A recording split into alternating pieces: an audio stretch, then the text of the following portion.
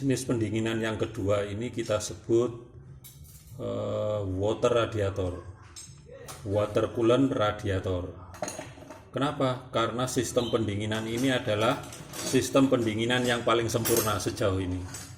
Tapi komponen yang digunakan lumayan banyak atau ribet juga ya. Karena sistem pendinginan ini menggunakan cairan khusus. Cairan khusus ini yang nantinya akan mengurangi panas mesin atau menstabilkan panas mesin. Cairan ini memiliki daya redam panas yang cukup tinggi, namanya water coolant. Water coolant ini diproduksi khusus cairan yang sudah dihilangkan kandungan karatnya. Jadi meskipun bentuknya air tapi tidak mudah menyebabkan karat, itu yang pertama. Kemudian yang kedua, water coolant ini lebih tahan terhadap panas. Jadi kalau kamu lihat air biasa itu akan mendidih pada suhu 100 derajat dan menguap tentunya. Tapi water coolant ini nanti akan dibuat lebih tahan pada suhu hingga 150 derajat. Penguapan ada tapi sangat kecil, berbeda dengan air biasa. Biasanya water coolant ini dipakai pada motor-motor di atas 150 cc dengan kecepatan tinggi. Jadi tipe motor-motor high speed rata-rata menggunakan pendinginan water radiator atau biasa kita sebut radiator gitu aja ya. Sistem kerja dari radiator ini memiliki saluran khusus.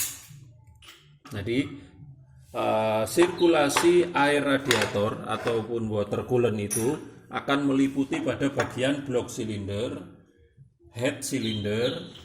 Ini ada lubang ini. Head silinder, blok silinder, dan ruang bakar. Kenapa? Karena pusat panas pada mesin itu ada di ruang bakar dan blok silinder. Komponennya yang digunakan, yang pertama yang paling penting adalah sirip pendingin. Ini rangkaian pipa-pipa kecil di dalamnya yang dilapisi dengan sirip aluminium. Sehingga begitu nanti pipa itu dialiri air panas, panasnya akan diserap oleh aluminium ini sehingga akan menjadi lebih dingin.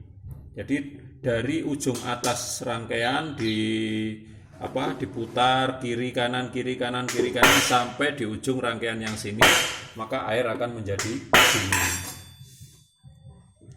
Itu proses pendinginannya. Komponen yang kedua adalah kipas. Kipas radiator ini fungsinya nanti untuk mempercepat proses pendinginan dengan cara memberikan tiupan udara. Jadi bisa menghisap udara panas yang ada di sekeliling sirip pendingin sehingga pendinginan bisa berjalan dengan cepat. Komponen yang ketiga adalah pipa output. Pipa input ya, yang sebelah kanan ini yang berdekatan dengan tutupnya sirip pendingin itu namanya pipa input. Karena di sini nanti adalah saluran air yang dingin. Air yang sudah didinginkan akan turun melalui pipa input, kemudian akan diatur oleh termostat ini. Ketika di dalam sana termosensor mendeteksi suhu mesin kurang dari 90 derajat, maka termostat akan menutup. Artinya apa?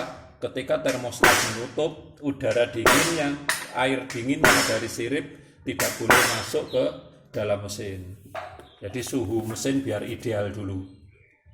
Nah, ketika nanti suhu mesin sudah ideal di atas 90 derajat, maka termostat akan terbuka. Air yang dari sirip pendingin akan diteruskan ke dalam mesin, disirkulasikan untuk membawa panas mesin. Setelah panas mesin itu nanti distabilkan, artinya air itu sudah membawa panas mesin, akan turun melalui sisi bawah gigi timing. Nah, sisi bawah gigi timing ini khususnya untuk motor Jupiter MX.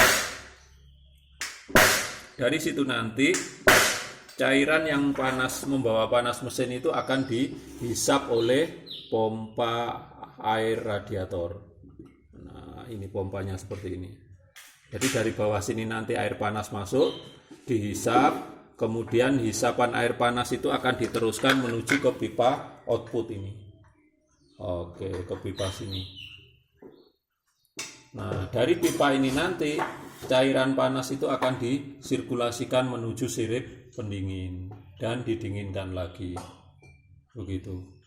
Nah, sedangkan pada saluran tutupnya sini ada pipa kecil ini yang bertugas mensuplai cairan, mensuplai air radiator apabila volume yang di dalam sirip pendingin berkurang.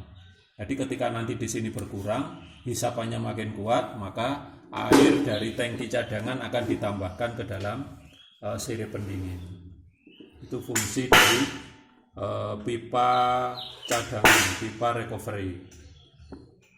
Nah, selanjutnya selain ada pipa besar, di sini ada pipa kecil. Pipa ini sebagai penghubung aliran air radiator dari sirip pendingin menuju ke pompa. Kenapa harus ada tambahan pipa kecil? Karena saat kondisi mesin dingin, pompa tetap bekerja dan termostat belum terbuka, sehingga untuk mengurangi tekanan yang terlalu tinggi, maka di sini nanti air yang sudah dikirim atau dipompa ke sirip pendingin tapi nggak bisa turun ke mesin akan dikembalikan lagi ke pompa. Jadi ini sirkulasinya untuk mengurangi tekanan saja, sehingga menggunakan pipa kecil.